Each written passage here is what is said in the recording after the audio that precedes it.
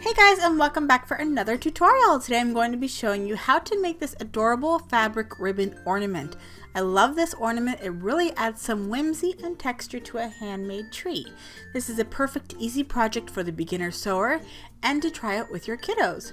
Of course, with all my tutorials, the measurements will be over at the blog post or in the comment section below. And if you enjoy this, please share on all your social media platforms with all of your friends. So the first thing we're going to need is two different contrasting fabrics. I'm using a red cotton and then this Christmas theme cotton. I'm going to be using some beads. I got these over at the secondhand store. I just went and bought a green bracelet and then I just stole the beads right off of it. And then I am going to be using this very special thread. It's from Sulky. It's called Polystar. It's their new thread and it is a beautiful glitter thread that will just enhance your projects, your quilting projects. I think this is so pretty and adds just a little touch of sparkle to this project. I'm also going to be using a thicker sort of upholstery thread and then of course a sewing needle, a hand sewing needle to put the beads on. And then I have my very handy ruler. I really like this one because you can see through it and it has 1/4 inch markings. So first I'm going to load up my bobbin. So I just wanted to take this moment to remind you that there is a blog post for this tutorial, which will be over at charmedbyashley.com. All those links and everything are in the description box below. So I hope that you go over there and pin it to all of your friends, and definitely don't forget to subscribe if you're not already. Okay, so the first thing we're going to do is take our 2 strips of fabric and we will put them right sides together. I'm going to do this just so that I can hem the one end and make sure that the fabrics stay the same length. So I'm just folding it down 1/4 inch and I'll press that and then I'll flip the 2 fabrics over, fold down the other fabric in the same way and 1/4 inch, and then I will press that also. And then just give the rest of your fabric a nice good press. And then we can take it to the sewing machine and we can sew around the 3 sides, not the one that we have hemmed. So you're just going to do a 1/4 inch seam allowance and make sure you do a back stitch at the beginning of when you're sewing. And we'll go all the way down the one side, down the short side, and then back down the other long side. And we're going to start and finish at where we have hemmed. So making sure your needle is still in the fabric, you want to lift your presser foot and then turn your project and then put the presser foot down and keep going. That's how you're going to get nice sharp corners. So now we are done with that and we can bring it over to flip it right side out. So I do have this corner poker tool, which is handy to have. I will use that, but the first thing I'm going to do is I'm going to take the end that is sewn up and kind of try to shove it inside. And I like to use a pencil that isn't sharpened, and I'll stick that in, and with the eraser on the bottom I kind of put that on the table and it'll stop that from moving, and I'll just bring the fabric down the pencil and then it quickly turns it right side out. And then we can use that corner poker thing to stick right down inside, and this fits perfectly. So if you don't have this type of tool, you can use a knitting needle or something blunt so that you don't poke your fabric. But I'm just going to bring that right down to the edge and then poke out those corners so that it is a nice and sharp rectangle. And then we're going to give that another good press. And we're going to try to make it so that both fabrics are staying on their respective sides and we don't see any.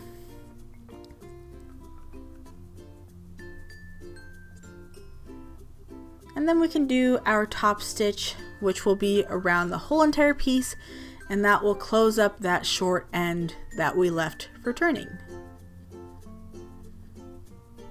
So this is where that Polystar Sulky thread will really shine because you can see it obviously on the top stitch. I really like how it gives a subtle sparkle to the projects. I could just imagine if I was making something maybe quilted, or even like when you do that quilted diamond design, it would look so pretty. It's not too crazy, but it just adds that subtle hint of sparkle, and I think it is so pretty. Okay, so now we can start to measure out our spots where we are going to place our beads.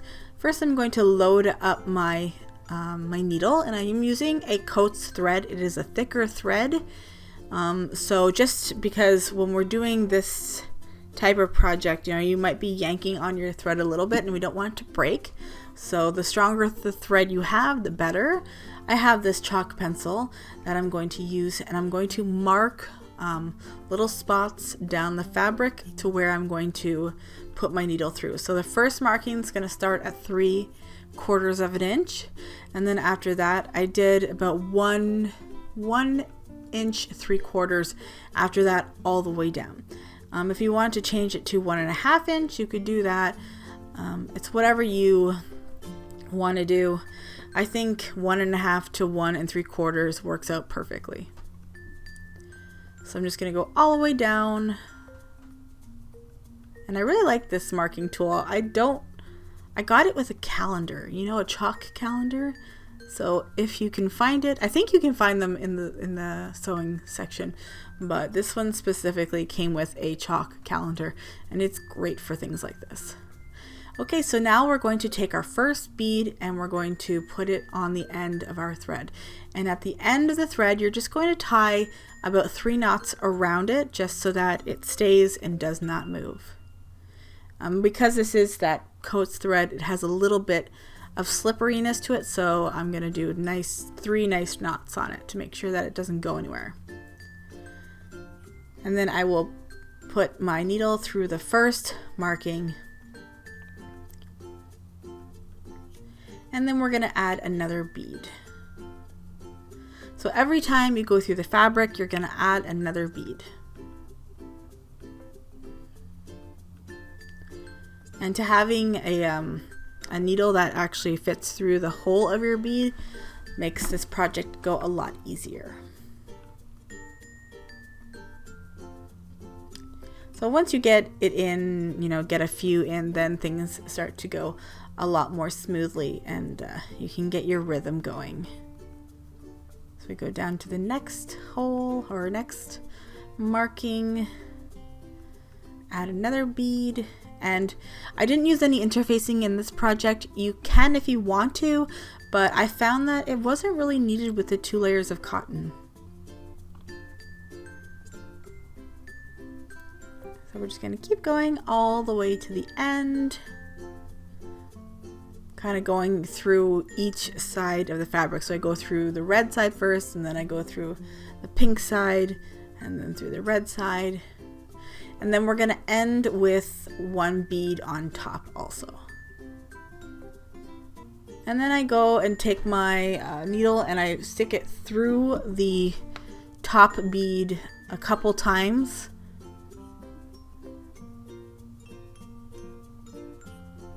And that's just going to kind of help tie it off the top of it. And then I'm going to create a large loop, and then take that loop, and then we're going to do another knot and try to make the knot at the bottom. And if you can wrap that knot around that top bead, then that knot's not going to go anywhere. So that knot will be used to hang off of your tree. And then that's it. So you can put like a little bow at the top if you want to, but I think that it looks perfect just the way it is. You just need to snip off your threads, and then that's it. I think it's so cute though. Like, it's not much, but just placed, 3 or 4 on your tree really adds some texture, and it's so cute. And I love how it just kind of looks like candy, ribbon candy. So I hope you enjoyed this tutorial. If you do, please give me a big thumbs up. Don't forget to subscribe, and I will see you guys in the next tutorial. Bye guys!